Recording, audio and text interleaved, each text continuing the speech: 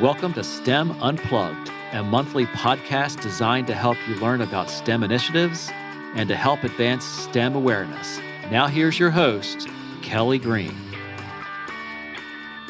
Welcome to the show, everybody. I'm so excited. This is Kelly Green, the Chief Operations Officer of SciTech Institute, a collaborative nonprofit organization making STEM connections in Arizona and beyond. In this episode of STEM Unplugged, we will be keeping cool with STEM over the summer. Our guests are John Adams, Deputy Director of Biosphere 2, Cinda Sutton and Stephanie Bolin, Park Rangers at Karcher Caverns State Park, and Vanessa King, Director of Education at Tucson Children's Museum. On the call tonight, we also have CSO of the Year, Chief Science Officer Nikhil, and we're really excited to have all of you joining us for STEM Unplugged in studio and on Zoom. We really want to talk about ways to keep cool with STEM. So Chief Science Officer Nikhil, could you share a little bit about what's your role in your community, at your school, and what's one way you've been keeping cool this summer? Hey everyone, my name is CSO Nikhil. I'm a fourth-year Chief Science Officer at North High School. So that basically means I'm a STEM ambassador for the STEM initiative. I'm able to bring whatever I like, whatever I think is cool from meetings with STEM professionals and take it to my school, tell the principal, talk to my teachers, tell them what I think as a student's point of view is a great way to engage with other students. One way we've been keeping cool is actually going to clean up the Cesar Chavez Park. We were able to plant 15 new trees and get 7 new bags of trash as a way to get involved in the community. That's exciting. And it's really neat because we have so many STEM professionals on tonight for you to interact with. We actually want to talk about the owned by the University of Arizona is Biosphere 2 in Oracle, Arizona. It's a major regional attraction and serves as a laboratory for controlled scientific studies, an arena for scientific discovery and discussion, and a far-reaching public education center. So John, let's start with quick highlights of what's going on at Biosphere 2. Share a little bit with our listeners about your role and current opportunities. Well, thank you very much. Biosphere 2 has been part of the Southern Arizona landscape now for 30 years. And I think most of us learned about Biosphere 2 early on as this place where 8 people were going to be sealed inside. Today, the operation is very different from how it was originally intended to be used. Those people were going to be isolated and were isolated inside. They spent 2 years inside. But more recently, what we've done is we've repurposed it. As we know, the climate is changing around us and it impacts the resources that you and I are so dependent on. But we don't quite know how to sort of predict what's going to happen and what those impacts are going to be until they've actually happened. Biosphere 2 is essentially a time machine. So within Biosphere 2, we have a tropical rainforest, we have an ocean system, we have a marsh, we have a savanna, a thorn scrub, we have a coastal fog desert. We have a space that we repurposed into what we call today the landscape. Oh no, I think he froze. So when he comes back, Nikhil, I'm curious, would you ever be locked inside like the Biosphere 2? They had 8 people that lived inside for 2 years with no contact really to the outside world. Would you ever do that? I've been actually a huge fan of the Biosphere. I saw like a video or like a movie of it a while back, and I heard about the whole failure thing, but I think that it's just so cool. It's a cool idea how you're just closed in. And I really like I don't know if you've seen it, but there's like this air thing, how they regulate the air so it doesn't just explode. And the physics, the stuff that goes behind it is just crazy. I would love to be in there. I'm so excited you say that because we should probably take a CSO field trip. I actually got to go inside and experience that whole like suction air, what do they call it, compartment that does that. I actually looked at the apartments where the inhabitants lived and looked at like their kitchen. It was super cool. It would blow your mind. So we definitely need to get down there. So a couple more guests. Karchner Caverns is the 25th state park in Arizona, which was open to the public in 1999. It's a world-famous cave for families to come and explore. Visitors have an opportunity to take a guided tour in the Rotunda Throne Room all year, or the Big Room in October to May. And each room is littered with brilliant colors and pristine calcite formations from ceiling to the floor that visitors come and discover and enjoy. So here in studio tonight, we have Cinda and Stephanie who drove up to hang out with us because they love podcasts. We want to know, can you share with our listeners more about Karchner Caverns State Park? Yeah, so it's kind of an unusual cave. Most people, when they think cave, they think cold, they need a jacket. The environment there is actually warm and humid. We say it's about 71, 72 degrees, 99 to 98% humidity. Ew. Most from Arizona do say that. It's just a unique experience getting underground, definitely in Arizona, going from dry desert to humid, moist air underground. It's just a unique experience to come out and take a tour. And on some days, the humidity is almost welcome on certain days. And the temperature isn't too bad. Sometimes when it gets really hot, I tell folks that it is actually nicer inside than it is outside. It is. And the cool thing is, in Arizona, you don't think about water. But water plays such an important role on how it was developed, and that it's currently still developing because the water pockets found in the limestone. So it's a good way to bring in water based on Arizona. I think it's really neat that you're representing the state park as rangers too, right? So what does the Ranger 2 mean? Can you explain that to me? I was looking at your form like, okay, Park Ranger 2, so there must be levels. So they're seasonals, and they're called Park Ranger Specialists. And we do have the Park Ranger 2s, which is what Stephanie and I are, and it's just a permanent ranger, so we're full-time. We get the benefits, and then we get to be at that park the full year is what it means. And so it's a nice experience, but you get a lot more, you have more tasks to deal with. So like me, I'm not just a Park Ranger 2, but I'm also a certified interpreter trainer, which is meaning for the agency-wise for state parks, me and one other ranger we go out and we actually train the other park rangers to be certified interpreter guides. So be able to present programs in a specific manner. That's incredible. Yeah. We're so blessed that you came on. I'm excited we're friends. Yay. Yeah. Awesome. So we also have Children in Museum Tucson as a nonprofit educational organization in Tucson, Arizona that provides fun, play-based, interactive, hands-on learning experiences for children and their families through in-person exhibits and programs, as well as now virtual programs and outreach. So Vanessa, we are so excited because the Tucson Children's Museum has been a long-standing partner of the Arizona SciTech Festival. What are some of the ways that guests can keep cool at the museum this summer? Well, we always joke that the summer is one of our favorite times of year because, of course, kids are out of school and ready to do stuff. And so one way that people keep cool is come and enjoy our 13 exhibits that are air conditioned. Yeah, I bet you keep it like a nice, cool 72, no humidity, unlike the cave. Exactly. But we're currently running a lot of our in-person programs again, which is something we've missed the last year. Oh, yeah. So we've been inviting our community back into our museum space, which has been updated. Every single one of our exhibits has at least one new thing in it. And it's been really fun to finally get to share that with actual children and have them play and engage in those exhibits. As kind of that play-based, hands-on institution, we really think that it's important for kids to be able to get that hands-on play, to be able to experiment and discover and try things out. I like to think of it as failing in fun ways because you can't necessarily learn something until you try all the other ways to do it. Part of my job is also working with volunteers. And when I give them the first tour, I always tell them, in the exhibits, there's no right way to play. There are safer ways. There are ways that the grown-ups think about, right, but kids always find a bunch of other ones. And so it's really fun to be able to see that happening in our exhibit space again. That is exciting. We actually toured the Arizona Science Center today as we're planning for our Arizona STEM Ecosystem Summit, which will be Wednesday, September 29th. And you're all invited, by the way. So there were so many people inside and so excited, and they were just interacting and excited, I think, to be around other human beings. Even myself, like, it was a little overwhelming because there were a lot of people, but it was also exciting to be around watching that joy of, I see it in your logo in the back, joy of learning, joy of discovery, and joy of play. There's something really important about that hands-on learning. So again, thank you all for being here because, at SciTech Institute, we're always excited to get new individuals connected especially that might not have ever, maybe Vanessa, you might not have known John or the ladies from Karchner Caverns. Like maybe you wouldn't have bumped into each other. So it's really exciting for SciTech to connect the people and then the opportunities. So having all of you on the call showcases Arizona and the opportunities to explore STEM.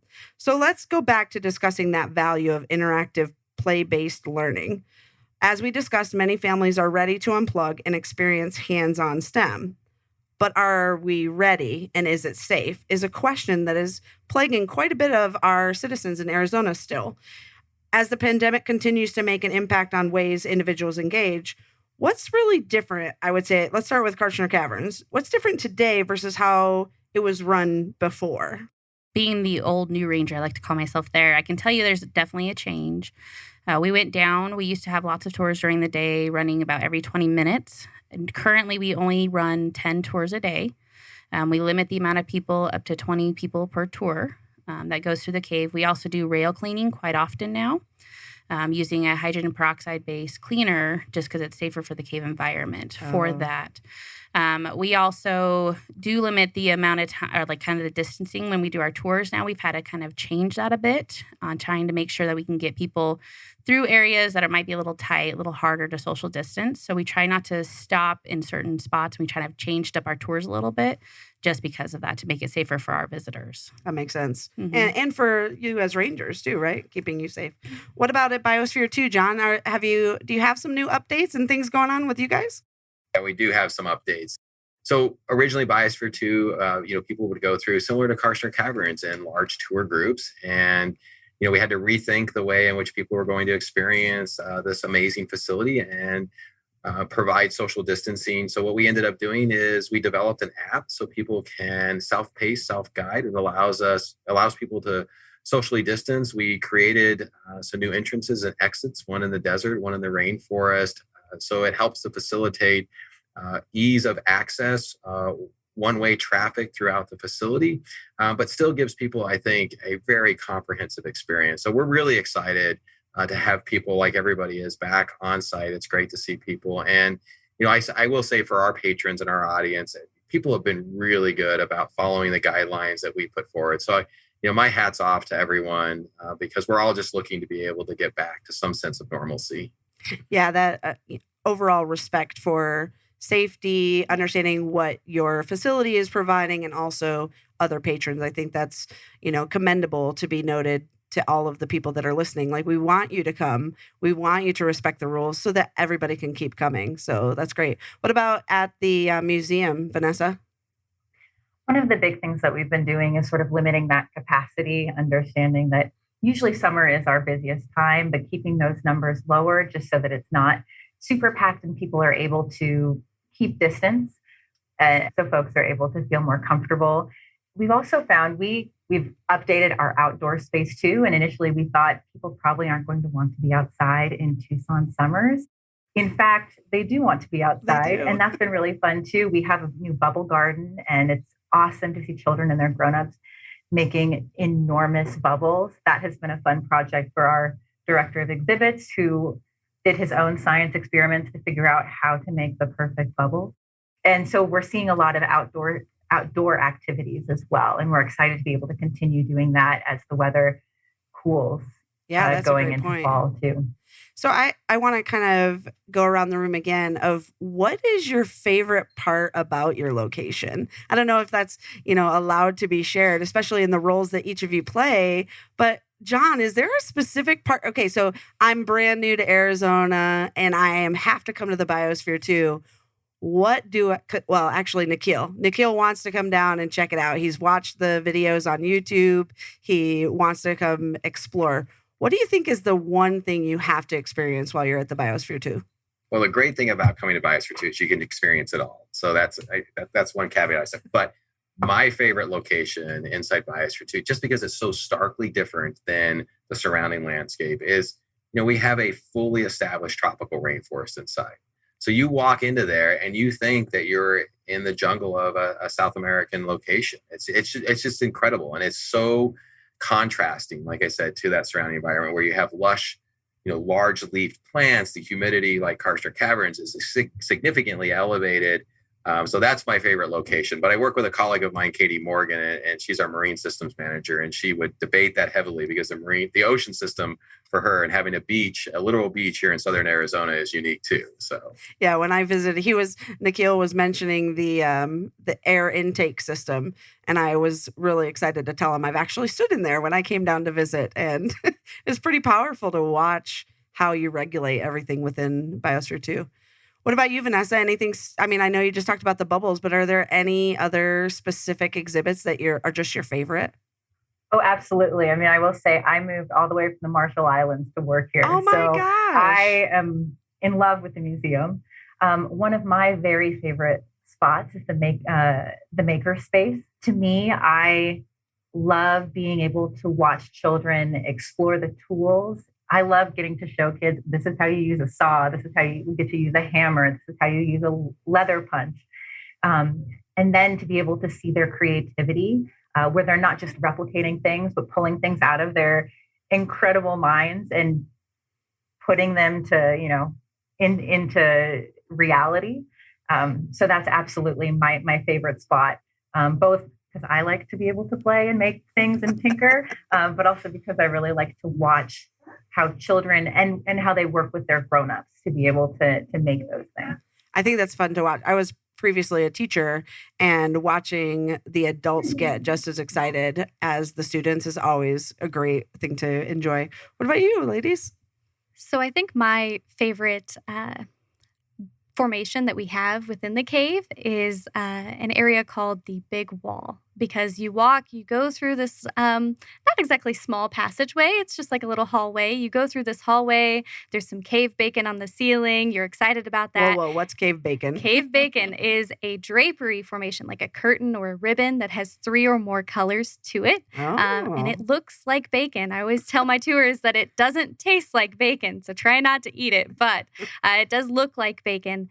And then so they're excited about the bacon, and then they round the corner, and it's just, I've been told it's described like a waterfall or like an organ, just with all kinds of stalactites coming off of it and stalagmites growing up, and different types of stalactites and stalagmites. And you can just see all different kinds of formations in it. And it's just this big wall of just flowstone, just like a big frozen waterfall almost. Very cool. Yeah. Claire's sitting over here who organized the STEM Unplugged guests, so thank you. We're all kind of nodding like, yeah, we're definitely going to have to take some field trips. So we'll be down to Tucson, I think, in a couple of weeks. And then we'll head out to John and Oracle, and then we'll head over 9 miles south of Benson, right? All right. What about you? What's your favorite? Oh, it is so hard to decide, honestly. But I think my favorite is when you go into the rotunda room and you're bringing your guests. And honestly, it's my guests. That's my biggest favorite part is the guest. Some of them never been in a cave. And when you get into the first area, to which we kindly nicknamed an overlook so we could talk about it. It's this overlook, and down below it, before the lights come on, it's just dark down there. And it's exciting to get their idea of what do they think it is. And then we go down there, and it's actually a mud flat down there. And it has the evidence of the original trails of the 2 discoverers. Oh, wow. So it's really a great way, and it gives me pride to show kind of what Gary and Randy, the 2 discoverers, did just to come into the cave. You know, they veered around broken formations. They knew what they were doing to try to protect the cave. And I really like bringing that in and talking about the mud itself, and that, you know, that's where humidity is coming from in the cave. And so it's amazing how something so natural to us above, like mud, is also so interesting down below. And that's kind of my favorite portion of it. So hearing all of those descriptions, Nikhil, and we get to decide, I know you already have kind of leaning toward Biosphere 2, but what do you hear as, gosh, are you going to be a junior this year? You're, as a junior headed into high school, like what do you see for sharing these opportunities with not only your peers, but even your friends? What kind of struck you hearing all of them describe their favorite spots? I think, you know, as a teenager, bacon sounds kind of cool. So. But, is that just because it's food in general and most teenagers eat quite a bit? Yeah. But I've been to the Karchner Caverns before, and I remember being told not to touch the walls, and I wanted to touch the walls a lot. But wait, let's ask why. Why, park ranger, are we not allowed to touch the wall? Good question. You want to take it, Stephanie? Sure. Yeah, our formations need water to grow, and we have oils and bacteria on our skin. And if you've ever put a hand on a mirror or on glass and it's left behind residue, oil and water don't mix, and so you could potentially stop those formations from growing. And also, with our cave being so humid, it's just the perfect breeding ground for all kinds of fuzzy science experiments that we don't want growing within the cave. We love science experiments outside of the cave. And it's kind of cool because there's areas that we can show where bats hang, and we can kind of bring it in because bats are mammals, and we can talk about, do you want to look at a cave like this where they've touched, it's black color, there's no colors to it anymore, the formations aren't growing, or do you want to see what you're seeing? So it's kind of a good way to bring it in. So Nikhil, no touching the wall. All right, what else did you hear that you would be interested to share with your peers? Of course, the makerspace. We all, as kids, we love to just play around with stuff. So I think the makerspace is just, everyone will like it. It's not just a specific type of thing for certain passions. And then lastly, the Biosphere. I think the rainforest is very cool. You have to tell your coworker that I can't swim, so I'm a little biased to the rainforest. But yeah, the ocean, it's cool, but it's scary. Well, the funny part is there's a boat, but it's the idea of, have you been to the real ocean, Nikhil? Have you been out to the coast? Yeah. It's not as scary. It's much calmer at the Biosphere too. But John, what would you say to that? Well, the really cool thing is that you don't have to swim. You can still see it and sort of grasp the science that we're doing. But the amazing thing about Biosphere 2 is we control the weather inside. So right now, we've got a really violent thunderstorm that's hitting. But inside, we can control those conditions. And from a science perspective, that's what's so cool is that just like the makerspace, you can create your science experiment in so many different ways inside Biosphere to look at how these systems are going to respond. You can change the temperature. You can tell it it's going to rain or it's not going to rain for 70 days. And that's what's really amazing. You can do the same thing in the ocean. You can change the temperature or change the water chemistry. So I think, whether you're a newly budding scientist or one that's been around for a while, it's truly amazing to have a tool like this. And it's located right here in our backyard. And you can visit it. That's what's really amazing. Yeah, I think the best way it was described to me is that it's the largest science experiment on Earth. And, noting that you don't want science experiments in the cave, but they're exciting for Nikhil, to kind of work on that chemistry. That's happening in Biosphere 2. I know you guys, and when I visited, there was a very large soil experiment with water. What exactly was going on in that section?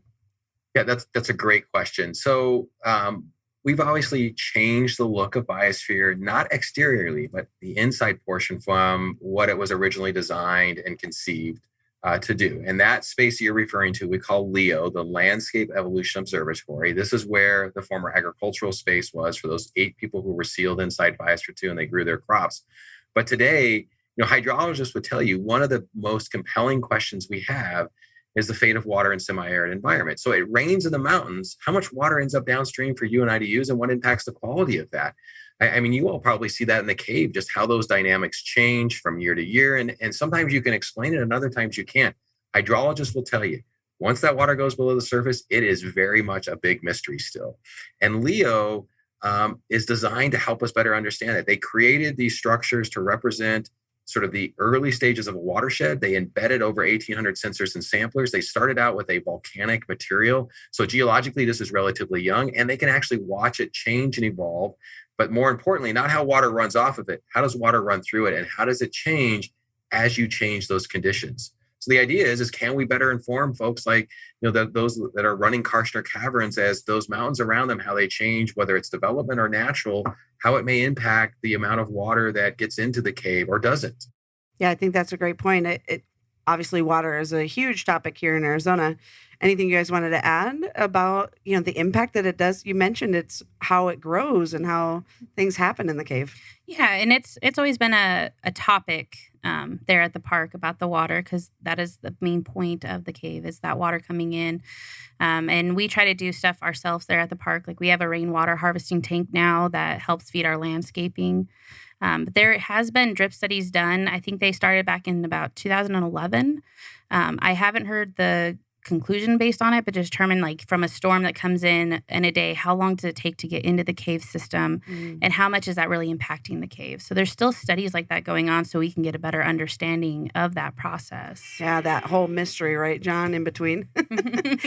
So Vanessa, what about water at the museum? Are there any specific exhibits that are kind of exploring water in Arizona, or even, I've seen different things where students pour water in and they watch it go through different interactive like gears or shifts or anything like that. But do you guys do any on-site water experiments or even travel to the Tucson classrooms and kind of engage with schools? We do. So we, due to COVID, had stopped doing in-person field trips, but we transitioned to doing virtual outreach. And so one of the outreach that we do is the wonders of water. And so perfect. Our education specialist talks all about the wonders of water to children in kind of the early grades, because here in Arizona, of course, the discussions around water is vital. And that was something for me, not being from Southern Arizona, that I just didn't understand in the same way.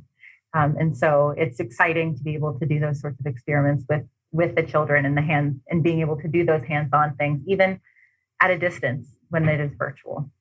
Yeah. And then Nikhil, when you were planting the trees, right, did you have an opportunity to work with a specific STEM professional that was talking about how to maintain the park? Or did you have to dig the holes too? Like what did you have to do?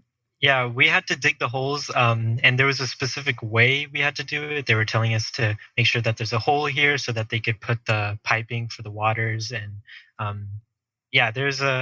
we didn't really have like a very in-depth way of like a STEM professional telling us, but yeah, the water was definitely something we had to worry about and make sure that we did it right so the water can help the trees. That's excellent. So let's talk a little bit about, those specific learning opportunities when families or guests or just individuals want to come to your location. Back to what programs do you offer? Just kind of hit the highlights of if I were a parent and I wanted to come visit, or if I was a teacher, how could I get engaged? Or if I'm just, 25-year-old that wants to take a, day trip, what kind of engagements or programs do you have right now at Biosphere 2? John, any specifics going on?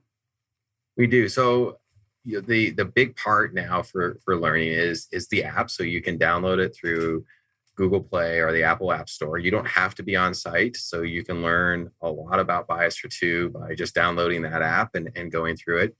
But when you come, you actually get an opportunity to traverse through the biome. So similar to what they do in Karchner Caverns or the Children's Museum with the hands-on activities, you get to immerse yourself inside of the physical space. So you're in and you enter into the coastal fog desert, and you can see through hydrologic or water presence or absence how those systems change, because that's how we change the dynamics or the look of these different systems, and how we can have them inside is there's simple differences in the amount of water that's given in a given area. So the coastal fog desert receives significantly less water. It's a more drier looking climate. And then when you get to the tropical rainforest, it's starkly different. So I think, those types of lessons, if you're a parent, can talk about and look at plant adaptations. So desert plants, you see, they don't have to worry about gathering light. They have to worry about losing water. So that's why we have really small leaves on them. Rainforest, you're worrying about gathering light. You're not too much worried about losing water. So that's why the leaves are typically really large comparatively. So, some of these subtleties are, I think, valuable as people come in. If you're a teacher, the great thing is we do some virtual field trips. So like the Children's Museum, we had to shift gears and think of new ways. I think that's still going to be really popular with a lot of folks, especially as we move into the coming years, depending on whether you can or can't do field trips. And then, if you're a teacher and want to come out to Biosphere 2, we've had teachers who come out and do their own virtual recordings and record lessons for their kids back in the classroom. We've also had teachers who will work with us, develop some lesson plans specifically around what they're teaching, and then they'll bring their class out and walk them through Biosphere 2, illustrating those particular topics that they're looking to highlight. So you can really approach it in any direction that you would like to. Oh my goodness. Nikhil, that sounds like definitely the way we get you down there is we say, come on, Nikhil, you need to go make a lesson video for every single biome. I think you just found a way in. All right. Sydney, Stephanie, and what's going on at any specific outreach targets or? So we are currently trying to revamp our school groups. So we actually do have curriculum out there for teachers. And we're trying to draw in teachers as much as possible so we can educate the kids on programs. The cool thing about the curriculum is it's actually out there for families if they want to use. Nice. And so one of the cool activities that's in there is building a cave out of sugar cubes. To kind of teach them the aspect of the water coming in, dissolving away at the sugar to make that pocket in the cave, which is really neat to bring in. And so we're trying to get a group together to help us revamp because that was built back in 97.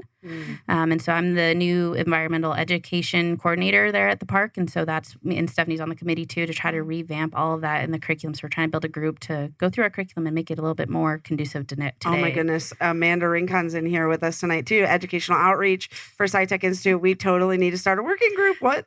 That would be fun. And, yes. And bringing in the student voice. Okay, it's happening. Anything you wanted to add, Stephanie? I think that we have lots of other things. You were asking about families, and individuals. So what if they don't want to go in the cave? If they don't want to go in the cave, we have several hiking trails that they could do. We have a guide specifically for our Foothills Loop Trail that they can go around. It's an interpretive guide, so they can kind of follow along at different spots along the way. And that trail provides lots of very pretty views of the mountains surrounding the area, the dragoons, the whetstones. So those are kind of things outside of the cave. If they've already been on our regular tour, we also have other tours as well that we offer.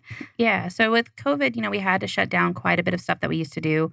But one of them that we now are offering again is the Helmet and Headlamp tour. Oh, that sounds fun. It is. It's really neat. So it's we actually give you a helmet. We give you a headlamp. We do a completely different tour. A lot of times it depends on the guide and what they were going to tell you and what you're going to do.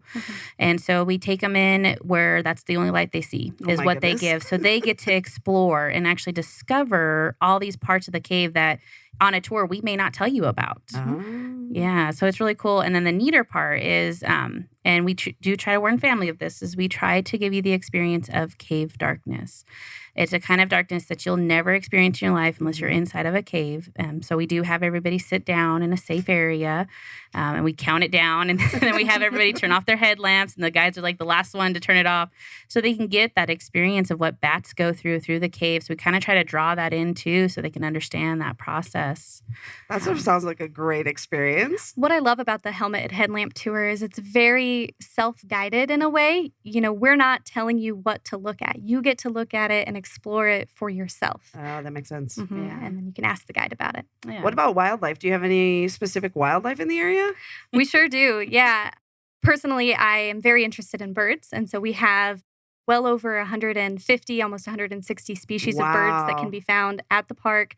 And then also within Guindani Canyon, which is connected to our park. And so there's lots of opportunities for the birders out there. We also have a number of mammals that can be seen within the park.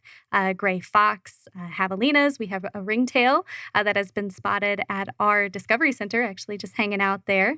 Coyotes and coati, as well as several other mammal species.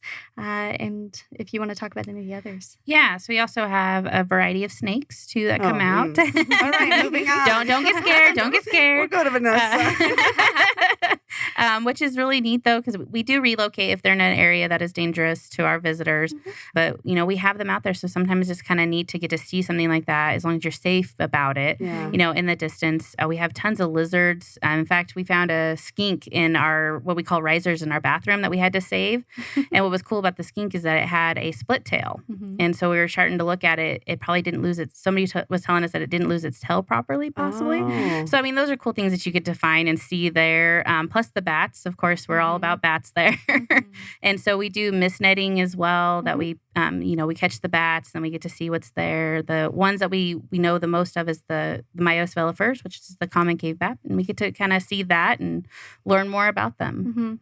The mist netting is really neat because it's a research project. So we have a researcher who comes in who is trained to catch the bats and then can take different measurements on them, see how they're doing.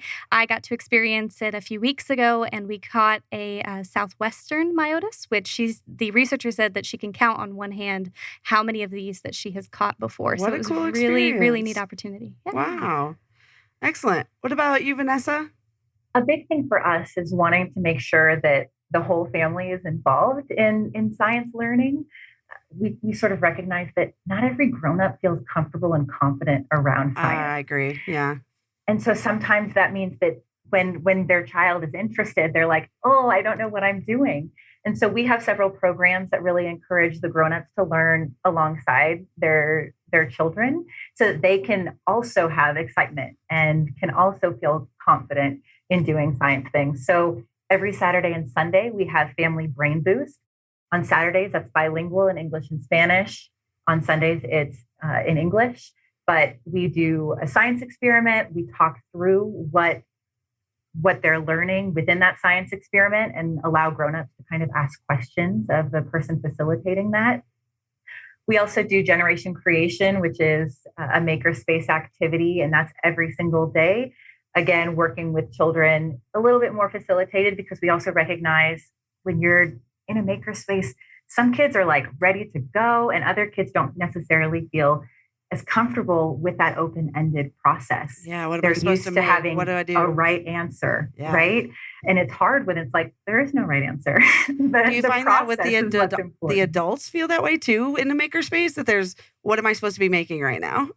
Absolutely. I think sometimes for the grown-ups, it's even harder. Yeah. We sometimes will have kind of activity cards to sort of inspire children. And we've seen grown-ups who kind of hit roadblocks where they're like, oh, but you don't have that specific toilet paper tube, so we can't make this. And Right. It's like, oh, but look at all the other supplies we have that you could use instead. And so in some ways, it's guiding grown-ups through that too, so that they also have that divergent thinking. And then one of my favorites is monthly, we have a makerspace special class that's facilitated where we bring out the power tools. That's cool. And they can make some stuff working in a much smaller sort of intimate setting. That is a lot of fun because learning how to use like a circular saw or, a Sawzall or even a power drill, that's not always, something that students get their hands on with, shop class not being expected nowadays. I mean, I know it was important when I was a kid and same with home ec, but that's really cool. It sounds like a fun place to, get out of the heat. And it's a little cooler in Tucson right now, but it's still pretty warm. So Nikhil, as a chief science officer, what are some of the ways that you could connect with all of our professionals on the call tonight to kind of inspire action plans or even share with the CSOs that are coming in that you're going to be training and, congratulating? Are there anything that come to mind? Yeah, and the whole time the presenters were talking, I was just thinking of action plan ideas.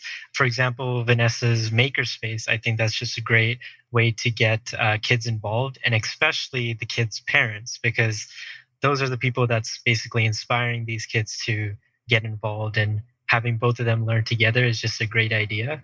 I think the Biosphere 2, the virtual field trips and the normal field trips are just a great way for kids to get involved and actually see different kinds of the world without having to go to the different kinds of the world. Right. Imagine telling Vertic and all of the CSOs in Kenya that they could go to the Biosphere 2 app. I think that would be kind of cool to share that out and, get other CSOs engaged. Excellent. Exactly. What about the Cavern? The Cavern, I think the helmet and headlamp one was just, I want to try that. Can I go? I think just exploring that is a great thing to do for fun, but there's also a ton of STEM behind it. And you can always tie that together with an action plan and get students involved with that kind of passion of STEM.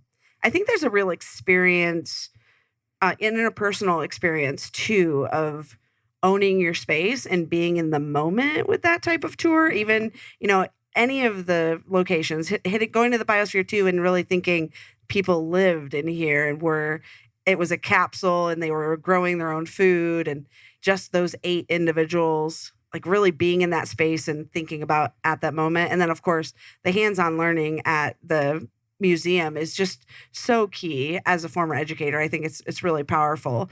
So as we kind of round out the rest of this conversation, we really want to tell our listeners that we encourage you to get involved in the STEM community.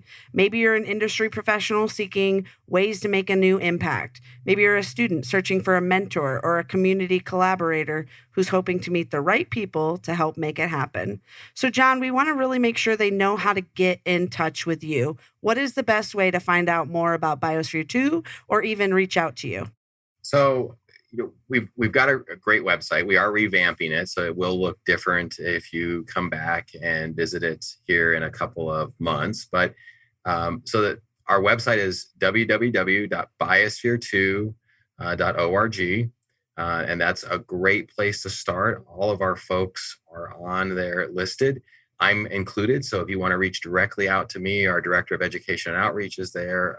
All of our researchers are listed as well, our phone numbers and our emails. And I will say our team prides themselves in picking up the phone when they can, and also returning emails. So, we're here and we get a lot of those calls. So that's, if you have a specific question, if you want to run an idea by, one of the things, we've done for the kids in the past, and we're hoping to get back to, is we actually have on-site accommodation. So, we've done, and we've had a number of Phoenix school groups who will, their 6th grade field trip finale is spending a couple of days here at Biosphere 2 and exploring the facility and doing some things uniquely that they couldn't do in just sort of a half-day field trip. So, if you have those types of ideas, don't hesitate to reach out to me. I'm happy to answer those questions. Or, if we need to hand you off to somebody, we've got some folks and some team members that can help, shape that visit for you if you've got an idea about how you might like to explore or use Biosphere 2.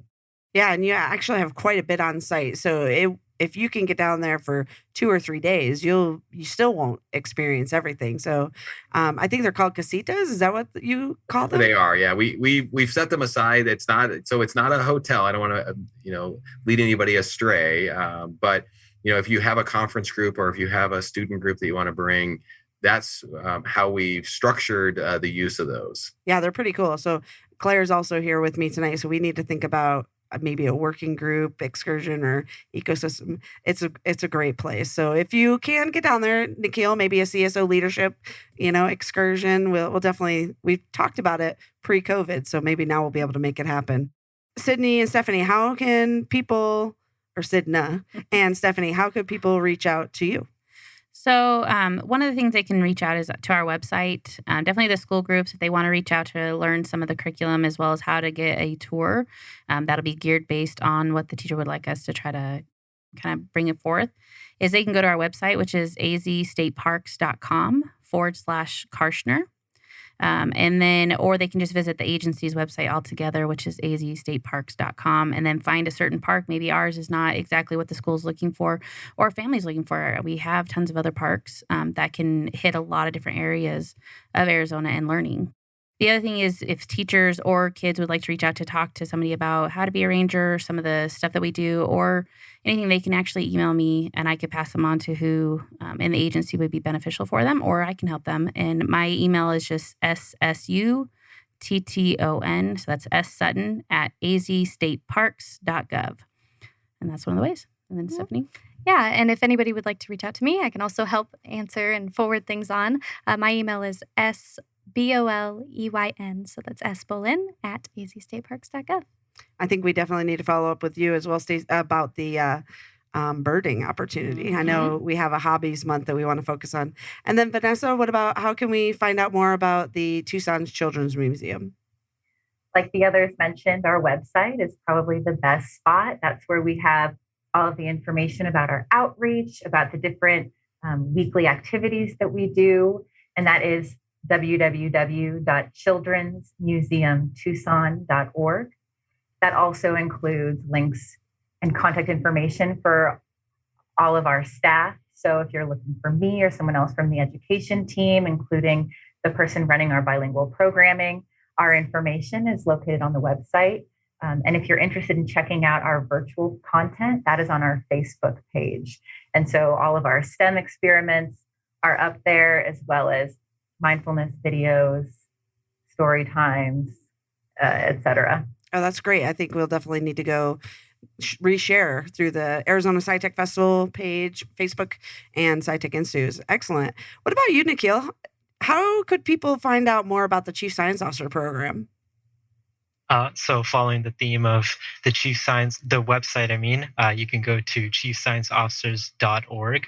But a great way that I'm involved with is the Perspective YouTube channel. The Perspective YouTube channel is something that was started by kids and is being led by kids. And we film episodes every month, and we put out an episode talking about highlights of what CSOs are doing all over the world. And it kind of just gives a perspective, hint, into what we do, and it's pretty fun, if I do say so myself. So you should check it out. Humble brag, he is the producer of every show, so he's a very talented young man. So I wanted to tell everybody thank you so much for joining us for this episode of STEM Unplugged. Not only do we appreciate our guests, but we appreciate you, our listeners. If you would like more information, you can contact us at scitechinstitute.org. This is your host, Kelly Green, and we would be glad to discuss how you can get connected. Thank you for joining us for this episode of STEM Unplugged. We encourage you to get involved in the STEM community and stay connected at scitechinstitute.org.